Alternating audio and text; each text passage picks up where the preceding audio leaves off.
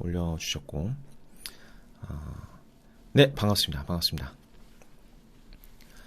일단 다른 거를 얘기하기 전에 우리 최성우 님이 보내주신 편지를 한번 읽어드릴게요. 제가 이거는 제 블로그나 다른 데로 공유를 드릴게요. 조금 길긴 합니다. 자, 안녕하세요. 두물머리 천용록 대표와 인터뷰했었던 최성훈입니다. 제 인터뷰 동영상 댓글들을 보았는데 어떤 분이 선물옵션 트레이딩으로 매우 큰 손실을 보시고 지금 힘들게 살아가고 계시다는 글을 보았습니다. 마음이 좋지 않아 어떤 방식으로든지 답글을 쓰고 싶어 이렇게 글을 올려봅니다. 또한 많은 질문들도 있어서 그에 대한 답이 될 수 있으면 좋겠습니다.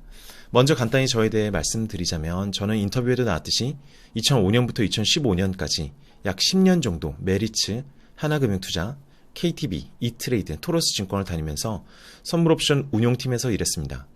10년간 매우 잘된 시기도 있었고 힘든 시기도 있었습니다.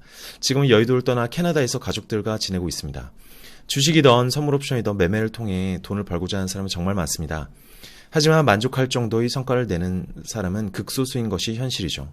그 이유는 트레이딩이 그만큼 어려운 일이기도 하고 또 그 어려움에 비해 너무너무 쉽게 아무나 할 수 있게 만든 구조 때문이라고 생각합니다. 그렇습니다. 직접적으로 내가 판단해서 내 손으로 매매를 해서 돈을 번다는 것은 굉장히 어려운 일입니다. 그만큼 많은 준비를 해야 하는 일입니다. 하지만 많은 사람들이 욕심이 앞서고 혹시나 하는 마음으로 준비 없이 덤벼들다가 고통받고 있는 것이 현실이죠. 저는 스캘핑이란 매매 방식으로 우리나라 주가지수 선물옵션을 트레이딩했습니다.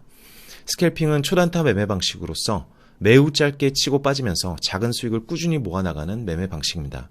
하루에 많게는 몇백 번씩 진입과 청산을 반복합니다. 저뿐만 아니라 여러 증권사에서 많은 트레이더들이 이러한 스캘핑 매매를 했습니다. 여러 가지 매매 방식 중 스캘핑 매매를 많은 기관 트레이더가 한 이유는 그만큼 기관의 이점이 많은 매매이기 때문입니다. 일단 우리가 증권사 소속이기에 개인 투자자들이 증권사에 내는 수수료가 제외됩니다. 그리고 개인들이 쓰는 HTS와는 다른 빠른 체결 속도를 내는 시스템을 씁니다. 그러기에 개인 투자자에 비해 수익 내기가 훨씬 유리하죠. 당구장에서 내기 당구를 치는데 게임비도 안 내고 큐 때도 최고급을 쓰는 거죠. 그리고 오버나잇도 안 하고 매일매일 일정 금액을 버는 매매이니까 리스크를 떠안지도 않으므로 많은 회사들이 선호할 수밖에 없는 매매였죠. 그래서 매매를 잘하는 트레이더들은 그만큼 많은 인센티브를 주어가면서까지도 데려오려는 회사들이 많았고 자연스럽게 트레이더들이 인센티브 비율도 높아졌습니다. 요즘 프로야구 선수들이 몸값에 거품 논란이 있는데 야구 선수들이 몸값이 높아진 이유와 비슷하다고 보시면 됩니다. 수요 공급이란 얘기죠. 물론 지금은 시장 상황의 변화로 그러한 매매 방식으로 돈을 벌기 어려워져서 스캘핑 트레이더가 전체적으로 많이 줄었습니다. 저 또한 수익이 나지 않아 마지막 회사에서는 2달 만에 잘렸습니다. 야구 선수라면 방출된 거죠. 그렇습니다. 게임비 안 내고 큐 때도 최고급을 쓰더라도 꾸준히 성과를 낸다는 것이 그만큼 어려운 일이 트레이딩입니다. 그런데 많은 사람들이 허접한 큐대를 가지고 게임비까지 내가며 성과를 내고자 덤벼듭니다. 심지어 훈련도 안 되어 있습니다. 저도 신입 때 2달 정도는 매일매일 6시간 내내 모의 매매를 했고 실전에 들어가서도 회사 돈으로 매일매일 엄청난 훈련을 한 셈입니다. 개인들이 자기 돈과 시간을 들여서 그렇게 할 수 있을까요? 그래요. 일단 이런저런 이유로 개인이 스캘핑 매매로 돈을 벌기란 정말 어렵다고 봅니다. 그리고 시기 얘기를 안 할 수가 없네요. 제가 일을 하던 2005년에서 2015년 10년 정도는 주가지수도 1000에서 2000을 왔다 갔다 할 정도로 다이나믹하게 움직였습니다. 그만큼 시장의 변동성도 컸고 그 변동성으로 인해 선물옵션 트레이더들이 수익 기회가 많았습니다. 그리고 지금은 개인들의 파생상품 매매 자격 요건이 강화되어서 시장에 어설픈 개인들이 많이 없지만 당시는 개인들이 시장 참여가 많아서 소위 말해 시장에 물이 좋았던 시기입니다. 저를 포함한 많은 기관 트레이더들이 그러한 좋았던 시장 상황과 유리한 조건들로 인해 개인적으로도 일반인이 상상 못할 정도의 인센티브를 받았고 이렇게 전설이네 어쩌네 이런 소리도 듣게 되었습니다. 그래요. 저희는 그렇게 운이 좋았던 매매꾼들입니다. 저희보다 늦게 들어온 후배들은 어려운 시장 상황에서 고군분투하다 많이 잘려나갔습니다. 그들이 저보다 실력이 모자랐다기보다는 어쩌면 운이 모자랐을 수도 있다는 얘기죠. 몇 년째 지루한 박스권 장세지만 시장은 변화하기에 조만간 다이내믹한 시장은 또 올지도 모릅니다. 아니 반드시 오겠죠. 그렇더라도 예전에 통했던 기법이 다시 또 통하리라는 법이 없습니다. 그게 매매의 어려움이죠. 그럼 이제 어떻게 시장에 참여해 투자를 해야 하는지에 대해 제 생각을 얘기해 보겠습니다. 제가 사는 밴쿠버에는 카지노가 몇 개 있습니다. 카지노 안에는 선수들끼리 포커를 칠 수 있는 포커룸이 따로 있습니다. 카지노는 판당 일정의 수수료만 떼고 손님들끼리 서로의 돈을 걸고 포커를 치는 거죠. 주로 텍사스 홀덤이라는 게임을 많이 합니다. 세계적으로 유명한 포커 게임이죠. 저 또한 가끔 가서 플레이를 합니다. 그런데 재밌는 것이 한 테이블에 10명이 앉아서 서로 싸우는데 그 10명 중에는 대단한 고수도 있고 이제 막 게임을 배운 초보자도 있습니다. 고수와 초보자가 싸우는 거죠. 그런데 초보자가 이기기도 합니다. 기가 막힌 패가 들어오거나 뜨면 고수인들 못 이기니까요. 바로 그런 점 때문에 하수들도 덤벼드는 게 포커 게임이죠.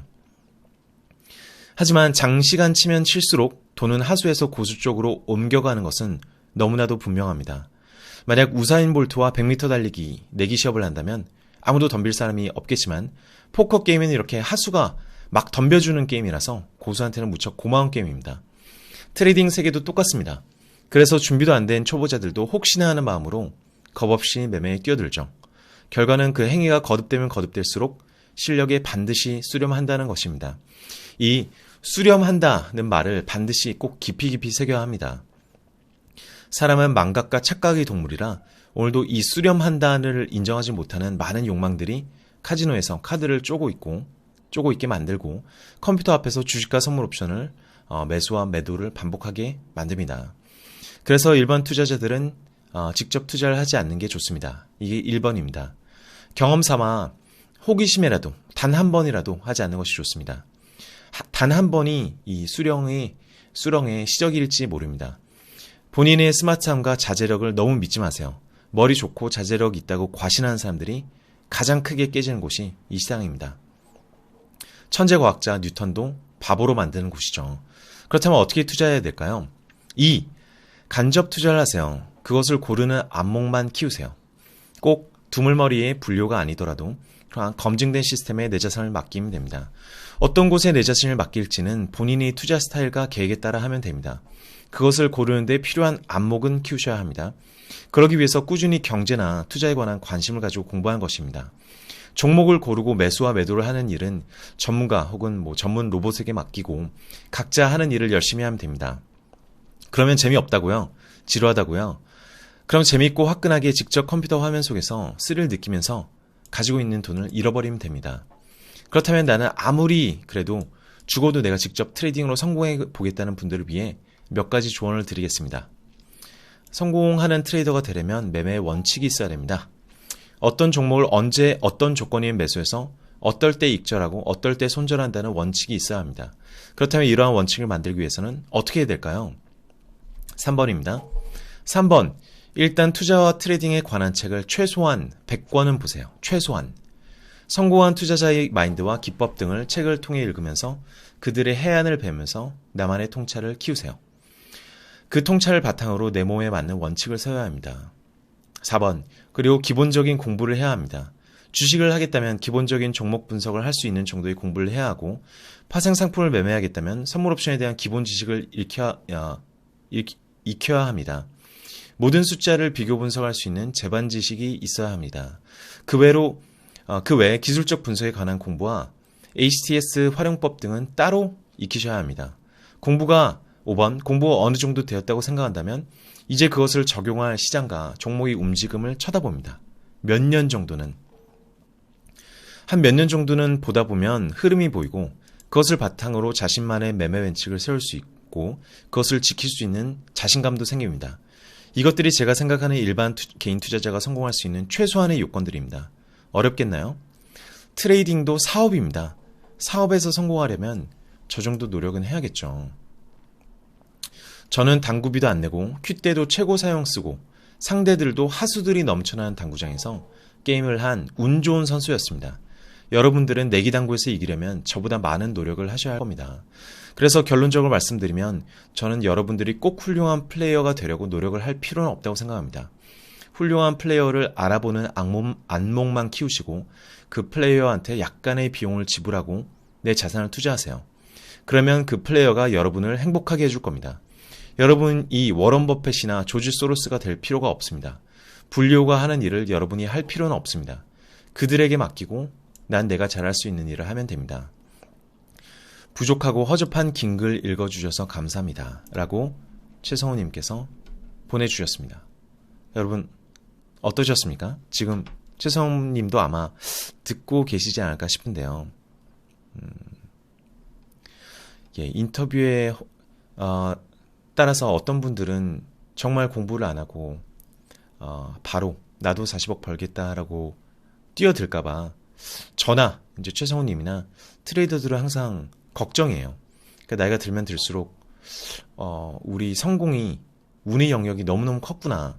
그 당시에는 뭔가 다른 건 줄 알았어요. 나의 운명이거나 예컨대 나의 실력이나 타고난 무슨 팔자거나 그런 줄 알았는데 돌이켜보면 돌이켜볼수록 운이 너무 컸다. 다시 태어나면 그 운이 돌아올 수 있을까를 굉장히 걱정하게 돼서 이런 글을 쓰신 것 같고, 여러분들 어떠셨어요?